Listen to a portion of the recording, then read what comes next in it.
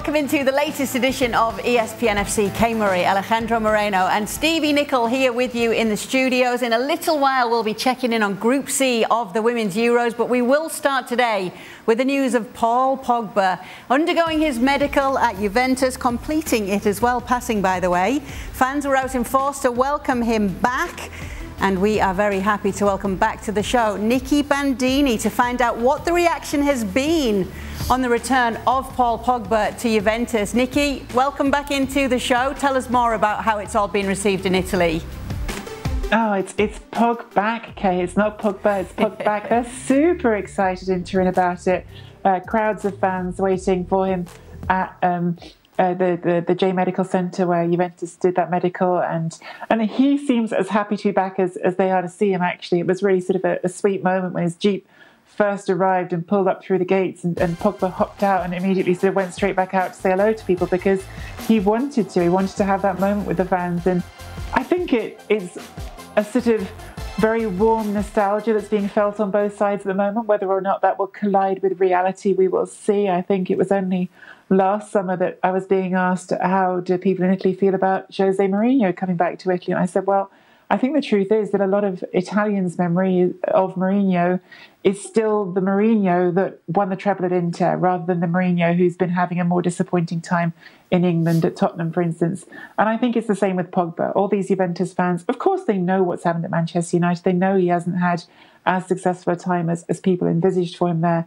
But still, the memory that they've held on to is Paul Pogba, who won a domestic treble with them, who won the league under Antonio Conte and then under Max Allegri, a midfielder who was blossoming into something really special at that time. And I think that no one's really updated that mental image just yet, so that's the player they're hoping for. Well, he was successful at the club first time around. They say, though, Stevie, you should never go back. Is it a good move for him to return? I think so, because... A bit hesitant. Well, because initially I'm thinking he's going to go to Juventus under the same sort of pressure that he had when he went to United, because he's expected to deliver. And he failed at United, he didn't deliver. And initially I'm thinking, that same expectation is going to be at Juventus, and is he capable of doing it? And he hasn't done anything in his, 5 years, whatever it is, at United, to suggest that he will be able to produce under the pressure of being the main man. However, I've got to say that, you know, Serie A is a step or a pace behind the Premier League. And so anybody with his sort of ability, when they have more time and more space, it kind of seems, how is he not going to produce? Because the one thing you can say about him is he can score goals, he has vision, his passing's tremendous. And these are all things that he did when he was in Serie A. So I think it's a good move, yes, because of what Serie A is. A step, as far as pace is concerned, behind the Premier League. And so he should produce. Do you agree with Stevie, LA? Well, I think I'm far more optimistic about it than Stevie when it comes to Paul Pogba. In that... I did say he would produce. Eventually, I wasn't yes. exactly gushing. No. You got there. I wasn't salivating about it. But you got there in the end. I did, aye. Aye, you're right. I think Paul Pogba is a player that has proven that he needs positive vibes around him in order for him to be successful. He needs to be liked. He needs to be appreciated.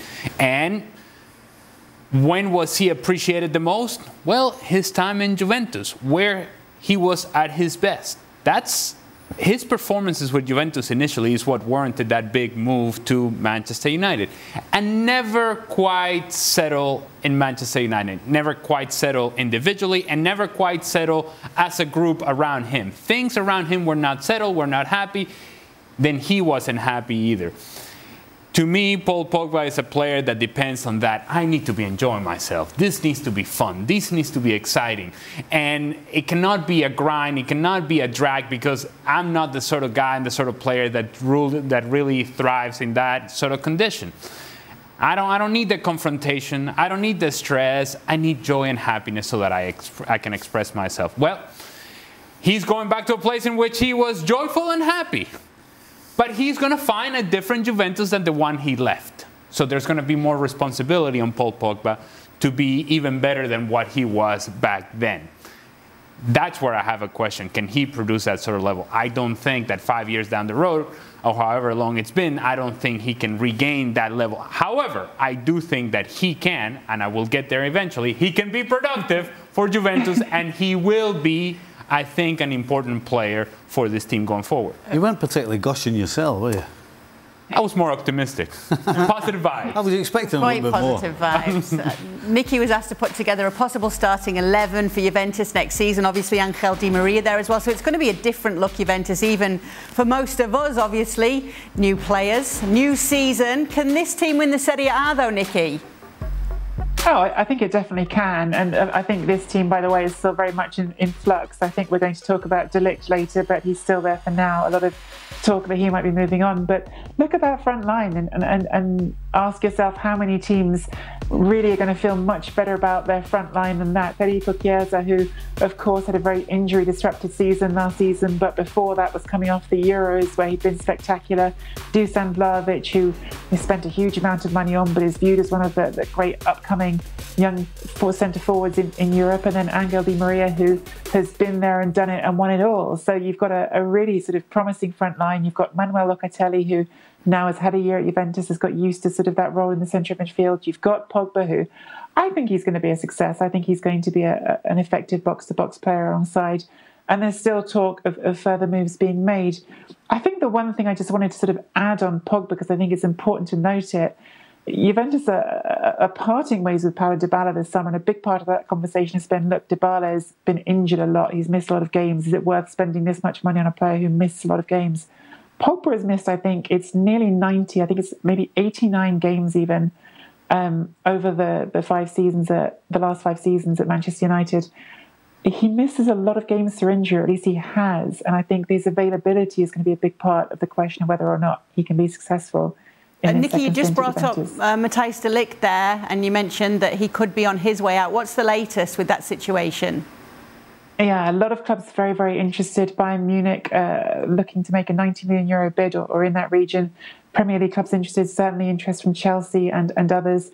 Juventus do not want to sell him. They just, again, say goodbye to Giorgio Chiellini, who finally stepped aside and moved on to play in Major League Soccer and has left this gap now saying, well, De Ligt, you're the guy. You're the one who's going to lead this defence going forward. They don't want to sell him, but he's got 2 years left on his contract. And so at the right price, they might have to. But the attitude so far from the Juventus executives is very much, we're not selling you until we find someone worthy of replacing you. And if we don't find someone, then we're not selling you. So it remains to be seen who sort of, I guess, blinks first in that scenario. And there is a release clause, I think, at €120 million that could be triggered, although I don't know if anyone's going to go that high. So expectation, honestly, is that De Ligt will move on this summer, but where he goes, that is very much subject to who even comes in with these bids. That's a lot of money for a defender. Bayern, though, are said to be looking for a vocal leader at the back. There was so much talk in the beginning with Matthijs de Ligt when he was at Ajax, how vocal he was. We saw those speeches as well when they did so well in winning their title, doing so well in the Champions League as well. Is he the right player that could fit in at Bayern in that back line? He could, not 120 million. If that's what it's going to take, then he's not 120 million. But will he be good for Bayern? Yes, absolutely. The amount of times that the question's going to be asked of him playing in a Bayern shirt is not going to be that often. And so, yes, absolutely, he makes Bayern stronger. I think he's a better centre-back than Hernandez.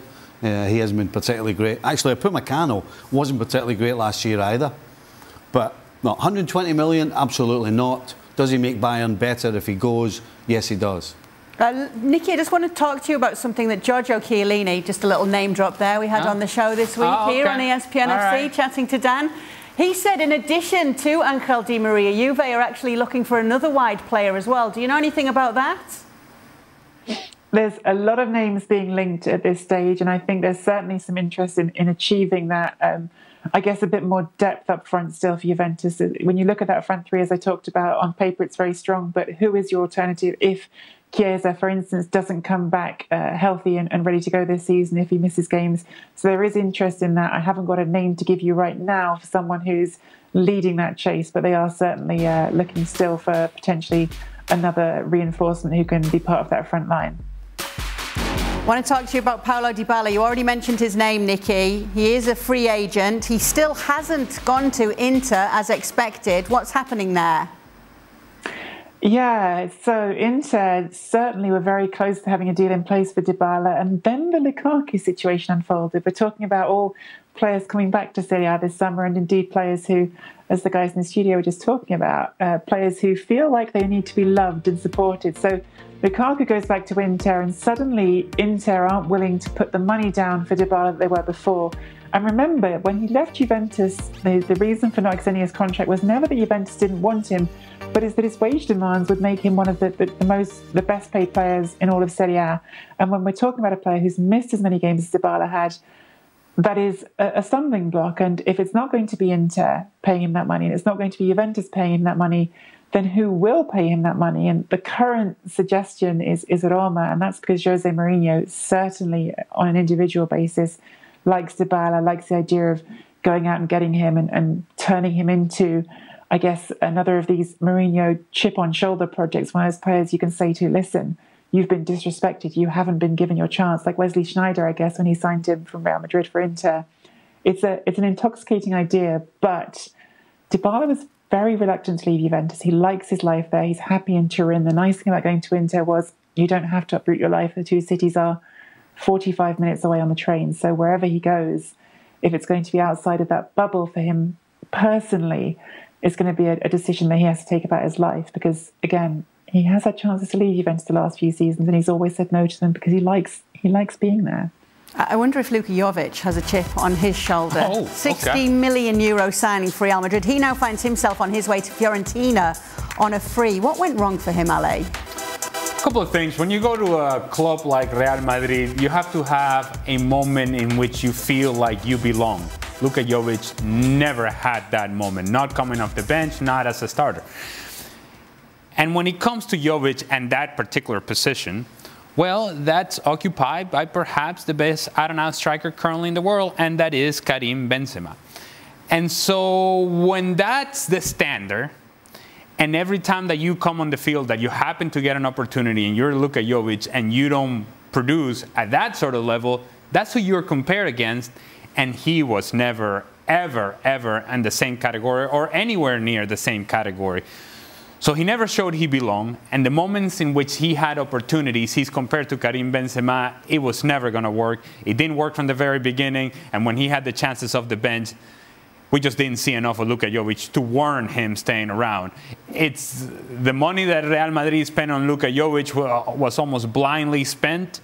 They thought they were going to get a player who was going to come in and perhaps give them an option in the attack and score goals and come off the bench, or perhaps even be the guy who could play alongside Karim Benzema. Never even close to that. Wasted money for Real Madrid, but sometimes when you're in the market looking for a player, you let yourself go, and then you end up making decisions that you regret. I think Luka Jovic is a decision that Real Madrid obviously regrets.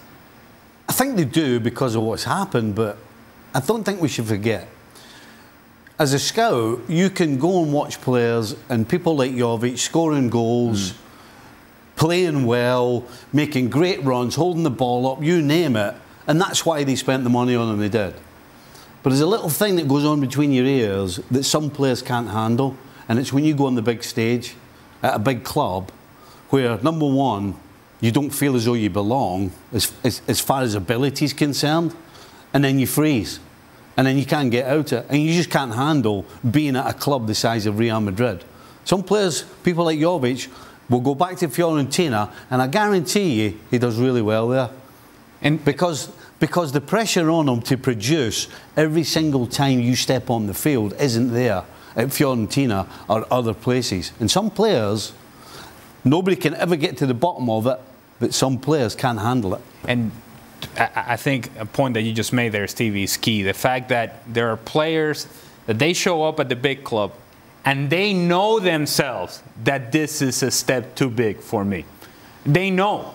They show up, and after the first few training sessions, like, oh, wait a second. The things that came naturally before, they don't come naturally anymore. The things that were so easy, now they don't come easy. But yet you're still expected to perform at that elite level. Luka Jovic is not an elite striker. And again, when you put him on the same conversation with Karim Benzema, it was never going to work. It's going to be interesting to see Luka Jovic going to Fiorentina if he can kickstart his career there. A lot of talk about Raheem Sterling's deal to Chelsea being done this evening. For more transfer news, head on over to our website, Transfer Talk.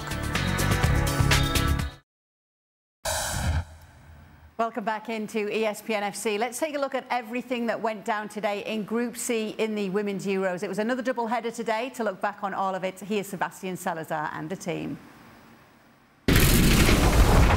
Thank you very much, Kay. Yeah, we had a couple excellent games in Group C. Netherlands, Sweden, very much the headliner. Did, for you, it live up to the hype? Yeah, it did. I thought it was messy at times. I thought it was a congested game. Sweden dominated the first half, Netherlands the second, but got to see the quality of Miedema, particularly second half. Rolfo as well. Draw about the right result, but Sweden will be disappointed. Sweden better in the first half, Netherlands better in the second half. What changed? Well, I just felt like that they, with this early injury, that they had to fight back into the game. And I wished for them, for the second half, that they stand up for it, step out and play what they're capable of. And they did. And they were way better on the wings, using them. They were in midfield, more aggressive, and they... You were impressed with Groningen, weren't you? And Spitzer, yes, midfield. I was. Well, Spitzer and Groningen did a great job. Yeah. And Miedema, we talked about her, how good she is with her body, having someone right behind her, turning around. Great stuff. It really was an impressive second half from the Dutch. Yeah, no question. I think they showed their character, but they also showed that by moving Roord inside, switching places with Van der Donk, it was the difference maker. It felt like Miedema could drop into different positions and they still had a central presence high. I thought she did that well, but she had a solid foundation behind because the two midfielders, I think, kept them in the game and for as long as possible. And while Sweden had the best chances, it's not the end of the world for it to be a draw. We're 4 days in. Do you think that's the best game we've seen so far? I would say yes, but that's what we expected. I mean, two teams on a high level, and that was really a game that we would expect for semi-final, maybe. You agree? I think it's good for Sweden to finish the game feeling disappointed. I think it's a good feeling to have in the first game. I think sometimes you can get too high too quickly with the opening game. I know it's important to win, but there's a long way to go in the tournament, and Sweden still have a lot to improve upon. You mentioned there's a long way to go in the tournament. Let's take a look then at the Group C table, because as we stand after match day 1, we are even because of this result. Portugal and Switzerland playing to a 2-2 draw in the earlier match. This was a crazy game. Switzerland gets out to a 2-0 lead 5 minutes in. Portugal rallies with a couple goals in the second half, and as a result, there you see it. There is literally nothing between the four teams in Group C. What a great game, that Portugal-Switzerland game. Especially the fact that Portugal were 2-0 down, but they have an expected goal of 2.21. Portugal should have won this game, even coming from 2-0 down. They had the chances, they dominated the possession, they showed unbelievable charisma in their performance, and I think Switzerland were fortunate to get away with a point. Steffi, really good game, yeah? Oh, yes, and she's saying it. I mean, she's world-class coach, and she said, when I was saying Switzerland is leading 2-0, that's going to be a high-score game. And she said, no, Steffi, Portugal is going to do this. And it's true. And it was a great game. It went back and forth. And it was a great moral of Portugal. Really tough. Always listen to Emma. Bottom line, always listen to Emma Hayes. Euro 2022. So that's Group C. Tomorrow we turn our attention to Group D, which should also be fascinating in its own right. We got some good matchups for you. Leading the way, it's going to be Belgium against Iceland first, and then France and Italy in the second of the two games in Group D. Kay, back to you. Thanks, team. Yes, make sure to join us tomorrow. We'll be looking back at everything that goes down in Group D. This is Gabriel Jesus speaking after a friendly for Arsenal against Nuremberg, where he scored 2 goals. He said, I don't want to be the superstar, you know. I just want to play football, go out on the pitch and help my teammates. Like a family, we have to do it together. Everything. Outside the pitch, on the pitch. So I'm not here to be the man. I'm here to help learn with these guys as well and to win together. Okay, so he's not here to be the superstar, Stevie. That's a strange thing to say, isn't it? Yeah, I'm hoping that somebody asked him if he was here to be the superstar. Because usually when you start talking like that and nobody's asked you that question, you're actually talking about yourself and try to make it as if, no, I'm just a normal guy. Yeah, right. But don't they need someone to take charge at the front and score the goals for Arsenal? Somebody to drag them by the scruff of the neck and help them out?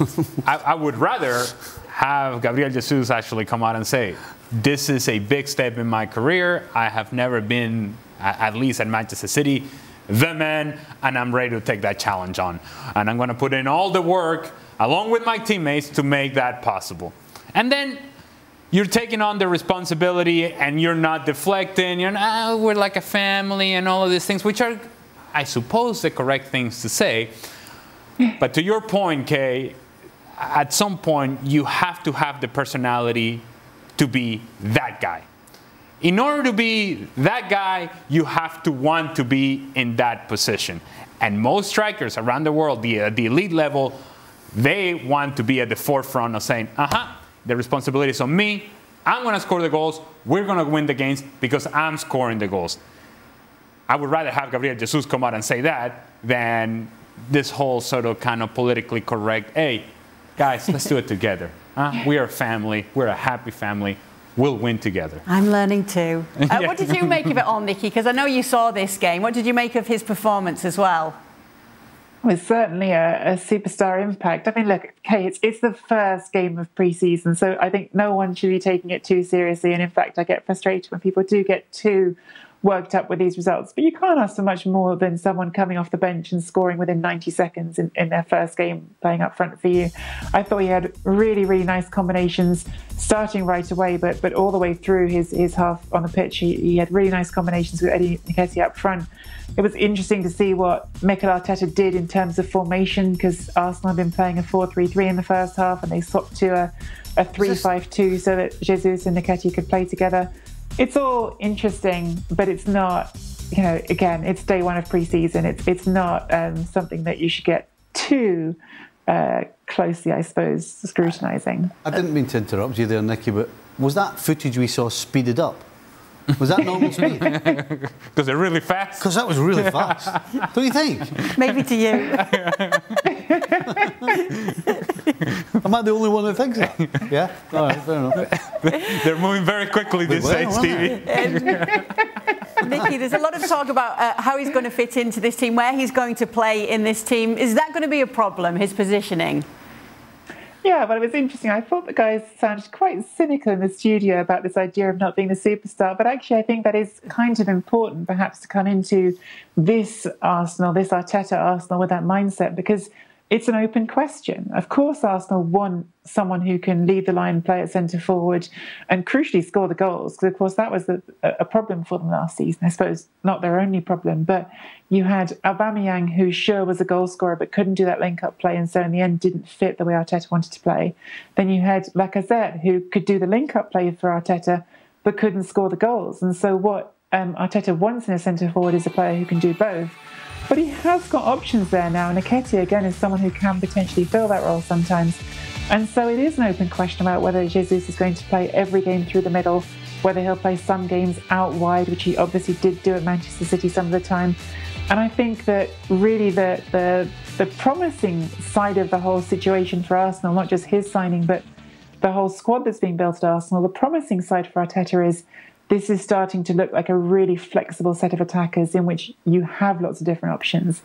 But in the end, yes, Arsenal do need someone who can just bang it in and win those big games like they were unable to do at the end of last season. Maybe we can blame Mikel Arteta for the superstar lines, because he was very complimentary about Gabriel Jesus after the friendly. He said he's all energy. You see his enthusiasm. He's always smiling. He's always talking to his teammates. And apart from that, I think he brings a different level of desire and commitment and enthusiasm. So I think it's really good. Well, I'm sure he does, but the worrying thing would be, you know, we're talking about him being the superstar at Arsenal. I'll tell you what an opportunity if you go to Man City to be a superstar and score lots of goals with the chances that they make. And he couldn't do that. So I've just been talking about Jovic at Real Madrid, where he just didn't maybe think he fitted in with that group. Did he feel at home? Because I always felt watching Jesus for Man City that there was, it was almost like he was carrying the pressure of having to score goals on his shoulder. Now, Arsenal isn't, historically Arsenal are a huge club, but right now they're not at the same level as Man City, so maybe he'll calm down and score goals, but if he's talking about superstar things, maybe that's going to hold them back again. Nikki, you're shaking your head here at what Stevie's saying. Well, you can't compare Jovic and what he did at Real Madrid to Jesus and how he's played at Man City. Sure, he's wound up not being as regular a fixture of the starting 11 as perhaps people might have thought, but he still, I think, in terms of minutes on the pitch, averages a goal roughly every 110 minutes for them. So he scores plenty of goals for the amount of time he actually spends on the pitch. I don't think you can go after him too hard for that, and I certainly think it's a very different bracket to Jovic and what happened to Real Madrid. I didn't mean he was the same as Jovic. I was talking about, you know, don't backtrack. Context what's going on between his ears. Is he good enough, or does he think he's good enough to play and be the superstar? But maybe Arsenal have got themselves a great deal here, a great move for a player that is still young, that can still shine on the biggest stage. I think what we can all agree on is that Arsenal are a better team with Gabriel Jesus on the field. Yeah. It's an upgrade to whatever they had available. This is a really good player, and now has the opportunity to take his individual play to a superstar level. We go back to that word. Right now, he's a really good player, a very good piece to have.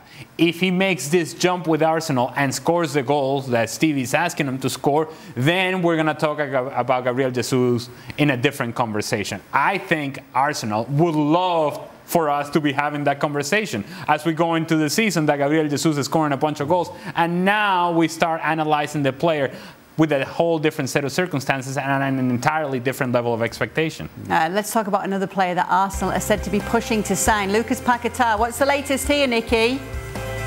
There's definitely an interest. I'm quite taken aback by how aggressive Arsenal are being in this transfer window. Again, already signed not just Jesus, but also Fabio Vieira. And Paquetá is another player who wouldn't come too cheaply, having had a successful stint in Ligue 1 after a less successful stint at Milan. He's someone who could, again, bring versatility to that midfield. He's played a lot between the lines at Lyon. He's played a lot sort of between the midfield and attack, but actually, if you asked him what his favourite position is, he talks about the position he plays in for midfield, which is more position he plays for Brazil, which is more of a box-to-box role on the left side of midfield.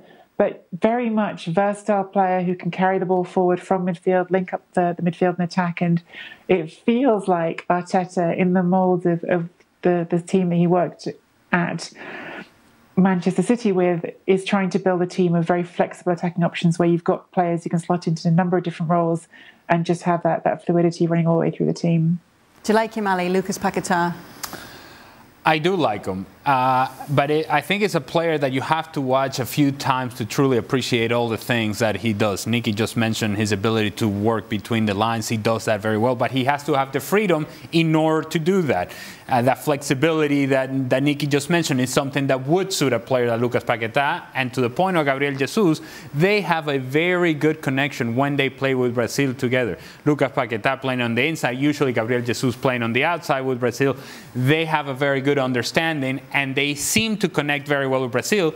Could they do that with Arsenal? Well, that would be great news for Arsenal as well. Yep, OK, so it could be positive times ahead this season for Arsenal. That is all the talk about Arsenal for now, but there's lots more over on our YouTube page, ESPN FC. Make sure to subscribe while you're there. Anyway, LAFC cemented their place at the top of the Western Conference. Bale is in the squad now. It's an El Trafico win too. Never seen him so happy at Madrid, did we? Somebody just told them the tee-off We did time for really. 8 o'clock tomorrow morning. There was that iconic picture in the Champions League after the goal, but this is scenes that we're not used to seeing from Gareth Bale in recent seasons. No, we have not. And you talk about being loved and appreciated, and at Real Madrid it got to the point to where all the criticism coming in the direction of Gareth Bale, he chose to, you know what, I'm not even going to fight it anymore. I'm not going to make you love me. If you like me, you like me. If you don't, you don't. I don't care anymore. But then that allowed the media to control the narrative and the rhetoric on Gareth Bale. And then that took a life of its own. And then once that happened, he was never, ever going to be able to get back on the good graces of the fans unless he was having incredible performances. And he was unable to do that because he was injured most of the time. Now he gets a fresh start at LAFC in a place in which he has not touched one ball, and this is how they're treating him. Everybody's excited to have Gareth Bale in Major League Soccer, and LAFC, of course, they're excited, and the fans are excited. The man walks into the stadium, people are like, Gareth Bale is here. That amount of love and appreciation, he only gets it with Wales. And what does he do with Wales? He plays well. He scores goals. He's productive. He is a world-class talent. Are we going to get that from LAFC? Well, hopefully. And if you're LAFC, you're thinking, he needs to be playing at a high level before he goes off to the World Cup. So at the very beginning of his stint with LAFC, we will see something close to the very best of Gareth Bale, whatever that is at this point in his career, because he is preparing not only for LAFC, but for what comes in the winter as well. Stevie, there's often this criticism that MLS is a retirement league, that the big stars come here when it's the end of their career, but Chiellini's come in now, Gareth Bale's in. This seems to be working for LAFC, doesn't it? The both of them are probably realising that they could not have chosen to go to a better place right now. Because even without those two players, this team is arguably the best team in MLS. And you saw every single face was smiling.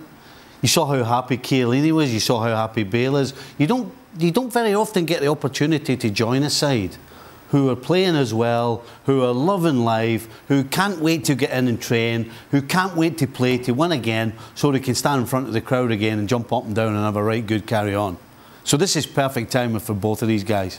And as Ali said, when he's loved, he plays out his skin. So I would expect, if he stays fit, he's going to play out his skin for this team.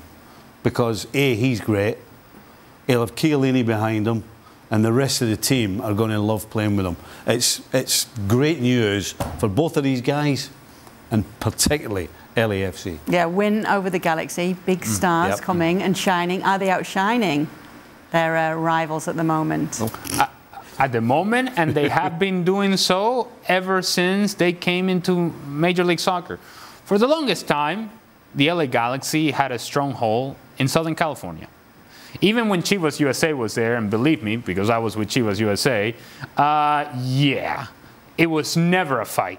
And it was never a question as to who was the best team in LA. Now LAFC comes in, and from the very beginning, it created a different environment, a different experience, and it offered fans the opportunity to see a product that became sort of the cool thing to do in LA. The stadium being close to downtown makes a difference. The celebrity factor that seems to be around LAFC makes a difference as well. But most importantly, above all, the team on the field has been productive. Now, I think they have taken away from the LA Galaxy. I think they continue to make their space on the stage bigger and bigger in LA. But until they win MLS Cup, this is still about the LA Galaxy. The history of MLS cannot be written without the success and the domination at times from the LA Galaxy in terms of the number of championships they won. LAFC is creeping up, but you got to win the big one in order to really have the conversation as to what the most popular team is or what the most important team is in the city of Los Angeles. What's been very important to people back in Spain is Gareth Bale's pre-match message to his new team and fans. Let's take a listen to that. Hola LAFC 32-52. Estoy aquí en Los Angeles. Nos vemos en el partido esta noche. So, there he is speaking Spanish, and the thought is in Spain that maybe, and many others are thinking, maybe he's trolling his old club and the press and the media by speaking in Spanish here. Is that silly? What did he say? Well, Let me know. He said, I'm here, basically. I'm looking forward to seeing you all at the game later. Well, he didn't expect me to know what he was talking about, did he? well, I thought your Spanish preparation would take you through this. It is silly to think that Gareth Bale has left thousands and thousands and thousands of miles away from you, no longer in that environment, and that because he's speaking Spanish to LAFC fans, that somehow that reflects on, he must be talking about Real Madrid. Why didn't he do that when he was in Madrid? Why is it about, come on, honestly, he's moved on. How about you move on as well? Do they think it though, Stevie, because they've seen the Golf Wales Madrid or the Wales Golf Madrid, they've now seen this, do they think that maybe, just maybe he is trying to annoy us? Well, I can't imagine anybody's interested in listening to it over in Madrid. But if they do, I could see why they would think that. I mean, I don't understand them coming out and speaking. He never spoke Spanish when he was in Madrid. Did he? He actually did, you know. They're making this big deal, and in 2015 he actually did a full Spanish interview for Real Madrid television when Benitez first came in, but they've forgotten that conveniently. Yeah, I don't think anybody in Madrid that supports Real Madrid could give two hoots what he says and what language he says it in. And breaking news, people may not know this, breaking news. It's not like Gareth Bale would have searched out the social media correspondent from LAFC and say, hey, I want to do this in Spanish. Come on, can we do something in Spanish? No, they came to him and say, hey, can we do 15, 20 seconds for the fans, LAFC? Can you do it in Spanish? Sure, why not? I'm feeling good about myself. Hey, this is a great time for everybody. That's how this happens. It's not Gareth Bale seeking somebody out to do this. Yeah, relax, Spanish press, all right? Tell you who can't relax at the moment is DC United. Let's get you one of the other highlights from the night. Philadelphia Union taking on DC United. It all begins in the 9th minute, and let me tell you, there's a lot of goals to show you here, and they're all going to come for one team. This team, Philadelphia, this is Alejandro Bedoya. Tell you what finish, but what a ball from Martinez. Then came a bicycle kick from Julian Carranza. Nice assist. There's a whole lot of time and space around him inside the 6-yard box. Usually this would be a high kick because there would be a defender who's challenging. Nobody there from DC United. 25th would be 3-0. Carranza again, second one of the night. And speaking of second ones of the night, Bedoya flicking the header home here. And at this point, DC United, you just want the game to end, but we're not even to halftime yet. No, Philadelphia on the attack. Ure scores easily, 5-0. Wow, half-time 5-0. How about that speech? Dear, dear. Let's take it to the second half. It's not about to get any better. Couple of braces, 3 braces actually. Ure again. Said braces is actually a hat-trick, 72nd minute. You just won the final whistle, don't you? Carranza putting this one in, 7-0. Philadelphia win 7-0 over DC United. You do wonder if it is time to call Wayne Rooney in. Aye. That has been some of the talk right now as to whether Wayne Rooney could help them out and show some of the grit and determination that we saw there when he was a player. What do you think of those talks? I mean, let's remember this moment. Perfect opportunity to show it again. Play the ball forward, Orlando. There's no goalkeeper. Why are you trying to dribble? I do not understand. But then Wayne Rooney, with a sliding challenge, floats the ball into the box, and DC United pull a win where potentially they should have lost. Look, when you think about DC United, and it's a conversation that Stevie and I were having off camera, when was the last time that they were actually relevant or good in MLS? And this may have been around that time when Wayne Rooney was a player for this team. But it's a team that continues to have these issues, whether it's with players or managers, and they're just simply underwhelming. They brought Losada in as a new manager, and he didn't last. So now they have as an interim, the eternal assistant coach in Major League Soccer, Chad Ashton, who gets an opportunity. And this is not in any way critical of Chad Ashton. I'm just evaluating what I see on the field and what I see from this team. And the facts are that they have won 1 game in the last 8. They are second to last in the Eastern Conference. And if you put both conferences together, let me tell you something. They're third from the bottom. And it doesn't feel like it's turning around anytime soon. So, if indeed these conversations about Wayne Rooney are serious, then make that change now. Make the change now. This team is going nowhere. Allow Wayne Rooney to get into this, put his hands on this team as soon as possible so that you use the rest of the season to build into your project and to build into next year. Don't wait till the offseason so that you can rebuild in the offseason. No. Use this time, because otherwise this is just a lost season. There doesn't seem to be any signs that this team is taking any steps forward. You need something different right away. Maybe it could be Wayne Rooney. Wayne Rooney needs to stay well away. Well away. That's a different point of view. Unless DC turn around and say, look, Wayne, we're going to see what's happening over in LAFC, where they're spending money and bringing in players. If they say to him, we're going to do that, then take the job. Otherwise, stay away. I don't care how good a coach you are. Some players don't have a clue what you're talking about. And you can tell them 1,000 times, and you can show them 1,000 times, but as soon as the game starts and the whistle blows, some of them haven't a Scooby. So Wayne, that's an idea. Unless they're going to do an LAFC, stay clear. There you go, Wayne. Can you explain to people what having a... Well, there's nothing going on, is there? I know, but having a Scooby, what does that mean? Sorry, not a clue. Oh, yeah, not a clue. Beg your pardon. Rhyming slang, a Scooby-Doo, not a clue. Sorry about that. There's some translation for you. Anyway, thank you so much for being with us. We've got questions from you all coming up on Extra Time a little bit later. Hopefully they're not about Wayne Rooney, because we know what Stevie's going to say. He ain't got a Scooby. Welcome into Extra Time. Just the 3 of us here tonight. Sally Moreno, Stevie Nicol and Kay Murray. Pleased about that? I'm pleased about it. When I see you two on my schedule, I'm always happy. Hey, well, there you go. It is a year to the day since Paul Mariner passed, and sadly, I never got to meet him, but fortunately, Stevie and the guy... I didn't. Matteo did, but I never got to. You missed out. Once met and never forgotten. I know. Let me tell you. That's what it seemed. But I still hear wonderful stories from all of you. And it seems as though our viewers miss those stories too, because the first question tonight is from Riley the Big Golden Doodle. And they say, we all miss Paul and the joy he brought every time he was on air. Stevie, do you have any fun stories about Paul you could tell us? Do you remember the first time you met him? Oh, right. Fun stories. Well, let me see. Yeah. There's a lot of them I can't tell you.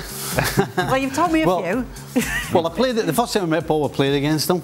And then the second time I met him was when he came to John Kerr, who used to be my boss at the Boston Bulldogs, then got the Harvard job.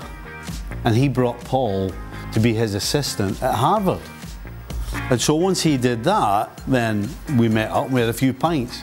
And just from the very get-go, him and I we just had a carry on, you know, talking about all the guys that we used to play with, all the stories about different players. I mean, John was sat there, but he wasn't even in the conversation. It was just Paul and I. Hey. Yeah, I mean, that's a great photo. It's a cup of tea, by the way. That's just, I can tell you exactly when that is. It's just after half-time. And we've basically, I'm going to tell you, but before that, we probably turned around and went, we've got no chance today. And then started drinking a cup of tea again. Anyway, so what happened was when I needed my old assistant, Matt Driver, was leaving. And as soon as he said to me, I'm leaving, I thought, I know the guy. And so I called up John Kerr, who was Paul's boss at Harvard, and said, hey, listen, I hope you don't mind, but I'd love if he could be my assistant. I said, do you mind if I called him? And he goes, aye, sure. He said, I'll tell you what I'll do. He said, I'll speak to him. And then there was an Irish pub in Boston. He said, and I'll arrange for you to meet up. I went, perfect. So John calls me, he goes, yeah. He said, he'll meet you tomorrow, 1 o'clock in this pub in Boston. I was like, ah, brilliant. So I get there, and Paul walks in, and as he's walking in, he's doing this. I'm thinking, what's he doing? And he comes in and he sits down and I'm like, how are you doing? And he's like, he didn't really say an awful lot. I was like, can I get you a drink? So he's like, I'll have a pint. So we got 2 pints. I'm thinking, something all right here. So I sits down and goes, you all right? And he went, no, I'm not. I went, what do you mean? He goes, is this a wind-up? I went, what do you mean? He goes, if Kerr's got anything to do with this, it's a wind-up. He said, is he hiding somewhere? I'm like, no, what are you talking about? I said, look, I'm here to offer you the job as my assistant. And he went, right, I'll take it, as long as it's not a wind-up. So if Kerr's hiding somewhere, shout him out and tell him to come out now. I'm like, he's not here. There's nobody here. And he went, right, I'll take it then. I'm like, oh my God, that's a great, isn't it? But hang on a minute, you knew just from that meeting before that that's who you'd want as your number 2? Oh, big time. Yeah. Aye, absolutely. Yeah, I mean, knows what he's talking about, knows a proper player, understands that it's not just about coaching, it's about the relationships you have with people. And every person that I know that had ever met Paul had nothing good and nothing but great things to say, not just about his knowledge of the game, but how much fun he was. And the only thing that worried me initially when I was driving home afterwards, I'm thinking, I like a bit of fun myself. I don't know whether this is a good idea. You needed some balance. I was like, oh, maybe this is not a good partnership, but no, we got it right. We had a great laugh. We had a great laugh with the boys. The boys loved them, and I knew they would love them. So, no, it was fantastic. Do you know what? If you want more Paul Mariner stories, go and check out. Dan posted today the show you all did a year ago. It's beautiful, it's bittersweet. Go and check out Dan's tweet on Twitter today and you'll get lots more Paul Mariner stories. All right, for Stevie and Ale, would a Neymar CR7 swap deal be beneficial to PSG and Manchester United, including the players themselves? Which player would find it easier to adapt to their new club, Ale? I'm going to be very succinct about this. No. And no. And no. I don't like it for Manchester United. I don't like it for PSG. I don't like it for Neymar. And I certainly don't like it for Ronaldo. No. On all accounts. We'll move on then. No, I think it'd be good for PSG. You know, the one thing, or one of the problems that PSG will have if you've got Messi, Neymar and Mbappe is they don't have a centre forward. You know, everybody wants to be getting the ball short, and at least if you've got Ronaldo, you've got a centre forward. You've got a guy who's going to be more than happy to be up front. So I think for PSG it'd be great. For Manchester United, it'd be an absolute shocker. It'd be an absolute disaster. But I think it'd be all right for PSG. I don't see it that way. PSG doesn't struggle scoring goals. That's not their issue. We're just already talking about how top-heavy they are. Yeah, but yeah, they don't struggle scoring goals. That's not their issue. But that's top-heavy. See, that's the top side. Okay. Got heavy and the forwards and the defence. We're on the scale. Have you ever thought of taking up coaching? Hey, she shows up, pre-game speech. Hey guys, we don't want to be top heavy. Okay, that's top heavy. Listen, I'm best mates with Emma Hayes now. She could be my coach. I'll just be the number 2 doing it. Don't get me wrong. I don't think it's ideal, but at least it would make some sort of sense. Okay. You know what I meant? I had no idea what you were talking about. No, I didn't. None at all. If it was some scale, right? Well, you should have said that first. See, I think what happened, Kay, is that your initial move was not showing us the scale. Yeah. Right? You went straight to top heavy. You just assume. Never assume. Because we know what it does. Wow. All right. For Ale, do you think Frank Kessie is good enough to be a long-term replacement for Sergio Busquets? Two different type of players, and that is something that a lot of fans have been talking about. Is okay, this is going to be the answer to Sergio Busquets as he gets older, that Frank Kessie is going to take over that position. That's not what he does. He's not that kind of player. Frank Kessie is a guy that, yeah, can maintain possession of the ball through the midfield, but he wants to be in the attacking half. He's a box-to-box guy and wants to participate in the attacking half. He's not the guy to just get the ball from the center backs and distribute the ball forward. That's not what he does. All right. Did you ever advise any other players on transfers, and did they take your advice on board? Stevie? Yeah, Clint Dempsey. Everton had spoken to Clint, and Clint was driven. He just wanted to play, and as soon as Everton had been in touch with him, he just wanted to go. And so he was coming to Paul and I going, look, I just want to go. I just want to go and play. And we're like, look,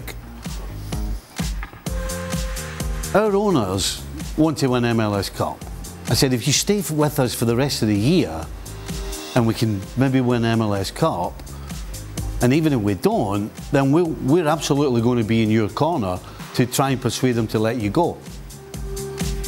I said, the other thing you've got to remember, Clint, is, okay, Everton's come in for you, but there's going to be other teams as well. It's not just going to be Everton and then that's it, nobody else is going to look at you. I said, there'll be a barrel load of teams wanting to sign you. I said, so just cool your jets, keep playing, forget about all this, the transfer stuff. I said, because it's going to happen.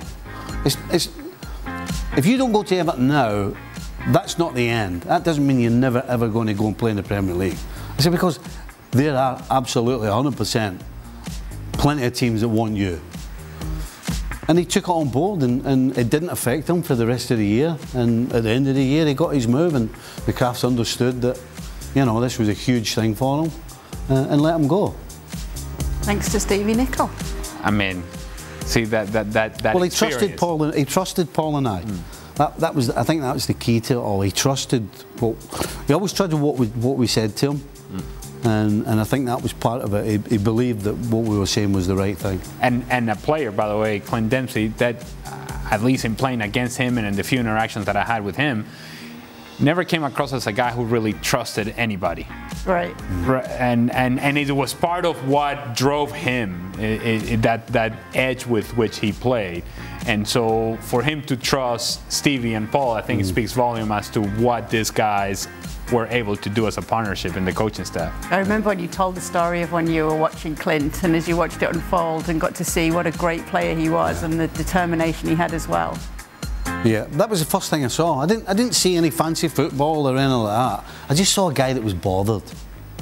Every single thing that happened, and these were just friendly games. This wasn't, you know, but it bothered them when he got a bad ball, or somebody didn't give him it, or if he gave a bad ball, or he did something wrong.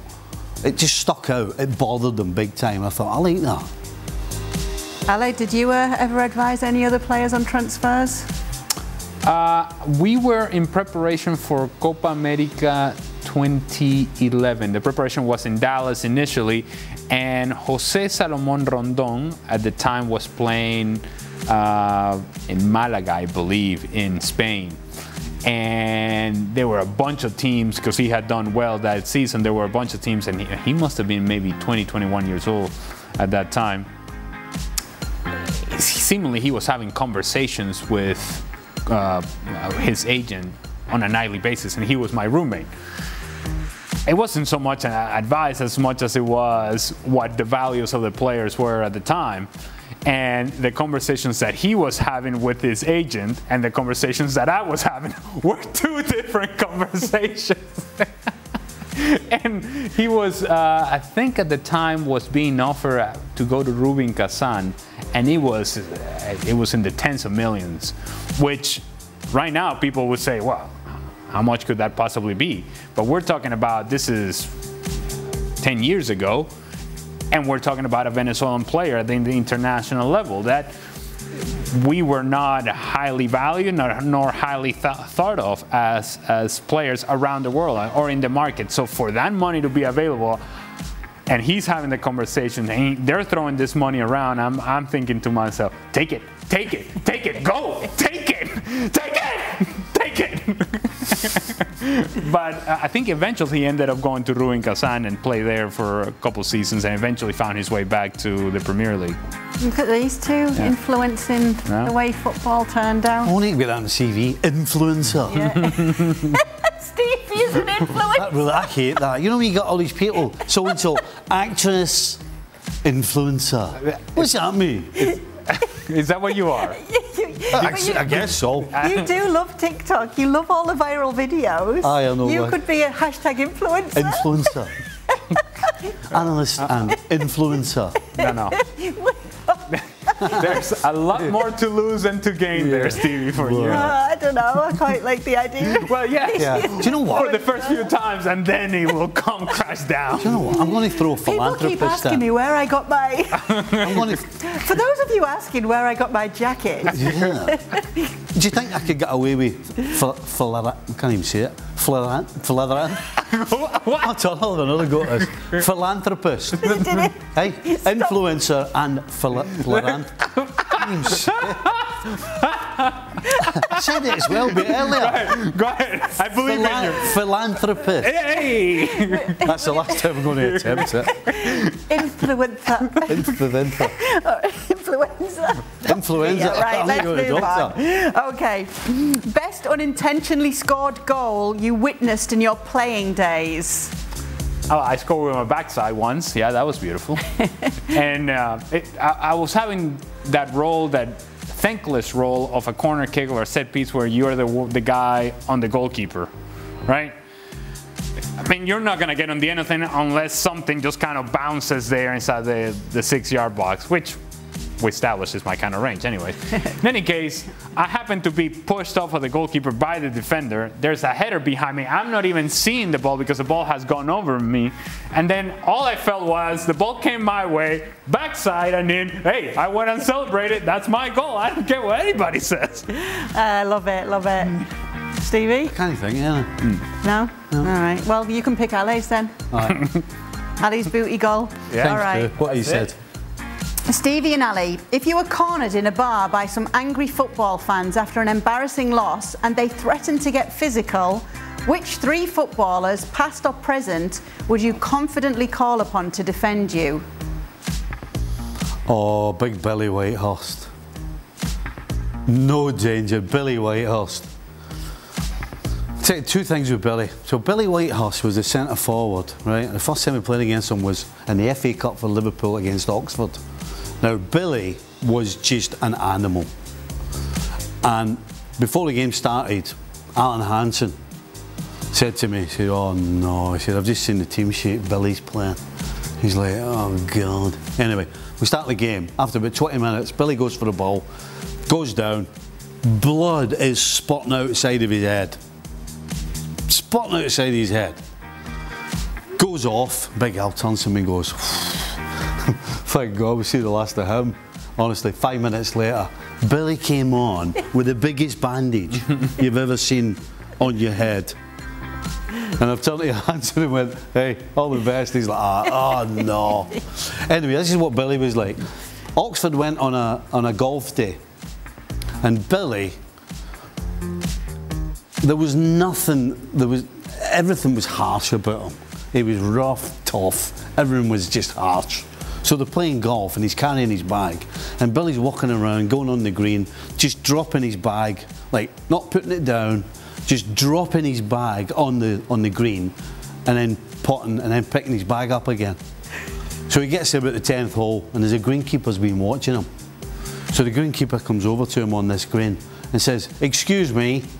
Billy's like, what? He went, you do not put your bag on the green. You leave your bag off the green. You're going to ruin the green and you're going to mark the green. And Billy went, who are you? He went, I'm the greenskeeper. And Billy walked over, picked this guy up with 2 hands above his head, went over to the side of the green where the bunker was and threw him in the bunker. And then walked off. That was Big Billy. Okay, so do you need anyone with Billy, or is that? Oh no, Billy's fine. All right. I'll just have Billy. Stevie's got Billy. Sounds like that's all he's going to need. I'll take Billy too. Give me Billy. Would you like to add anyone, Ale? No? Billy. Billy. All right, I think we've established that. Honestly, you've got to look him up, Billy Whitehouse. I'm imagining doing like Jaws out of James Bond now. Oh my goodness, what a man. Complete beast. In general terms, you need to pick somebody who things are not quite connecting up here. Who, when you look at them, their eyes are not connecting with you, and you know that there are things going on in that head that you will never understand. Those are the guys that will help you in a fight. Okay, well, we've established Billy's going to be the one. All right. Ali, who's your MVP so far in MLS? Oh, my goodness. No, it's interesting. We have mentioned a lot about LAFC and Chiellini and Vela. We'll mention Gareth Bale, of course. And I think perhaps their most important player in the attack, Vela has been injured a lot of the season, is actually Cristian Chicho Arango. I don't know whether he's the MVP, but he has been critically important for their success in the attack. So for as much as these guys will come in and certainly will play a role and certainly will play a major part, up until this point, you've needed a lot of the Arango goals in order for LAFC to be in the position that they're in. He probably wouldn't be the MVP because they have a lot of good players around in that team, but it's a name that I think sort of gets lost in the shuffle because of all the excitement coming in with the new big-timers in LAFC. Nice. All right. Stevie, your mind is transported into the body of an MLS defender in 2008, and you're defending against the Columbus Crew star striker, Alejandro Moreno. How do you go about it, and are you getting sent off? Not a chance. Sent off? No chance. Stand off him. Just stand off him. Because if he doesn't feel you, he can't fall over.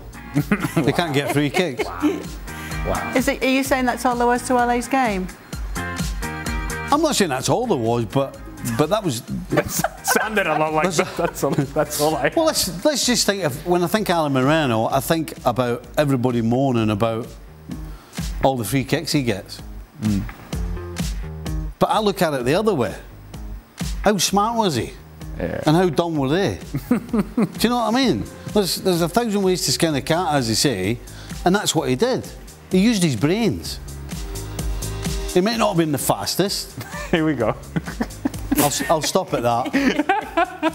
But he used his brains. You know, football. Half of football is about what goes on between your ears, and he used every ounce of his brains to just get the rod out, reel in all these numpties that would foul him 25 yards out, and then of course they would turn it over to somebody else and he'd stick it in the top corner.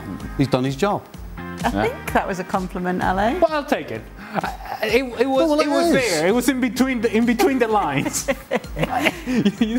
No, well, what he would do, what he was really good at, whether it was what I'm talking about falling over, is, you know, you needed somebody to hold the ball up so you could get out. And so what he did really well was he would hold the ball out, hold the ball up, and then everybody would join in. Now, whether that was everybody getting up because he got a free kick, or just holding it up long enough to get everybody out, and then he would let it go, and then off he would go. I mean, it's a skill, and it's a skill that not enough people have. Yeah. See, now that was a compliment there. Aye. I'll take that. Because see, the hold-up play is an art that is quickly disappearing in the game. The ability to play with your back to goal. And I wasn't the biggest guy, but I was big the wrong way, where I could use sort of this turtle shell, if you will, to just put the ball in front of me, and it was difficult to get around me. And Stevie's exactly right. That was the strength of my game. Yeah. Holding it up, lay it off, and then get into the box and trying to get on the end on something as the ball was being played into the box. And it's actually, it's disappointing because it's a dying art, like a lot of things. Kids today, and certainly coaches, it seems like probably it's the coach's fault, that it's as if it's not that important anymore. It's more important that, oh, you'd lovely pass the ball around the back and do this and do that. You know, there are certain things in the game that will always be needed, regardless of whether it's 1920 or 2022. And that's one of the things that's disappearing, is people holding the ball. Why do you think Firmino's so good? I mean, look at Bobby Firmino. You know, we complain about he doesn't score goals, but I'll tell you what, you play the ball up, sticks, gets everybody up. Now you're playing, now you're at the opposition. So, yeah, no, it's an art. And you know what else, just as a player who did that job, when you hear the false nine, and when you hear big teams saying that they don't need that focal point in the attack, that out-and-out striker, that we can just rotate players in and out of that position, I mean, it hurts me to the core. Because you're essentially saying you wouldn't have needed a player like me. Not me necessarily, but a player like me to do that job for you. And I think teams miss out when they don't have somebody who can actually hold the ball up. You know what, we're going to end it here because it's not often our panellists are nice about one another. And they just have been. Oh, well. There we go. It's true appreciation. Thanks so much for your questions. We'll see you again tomorrow. Make sure to send them all again tomorrow. Dan will be back with the team to answer them.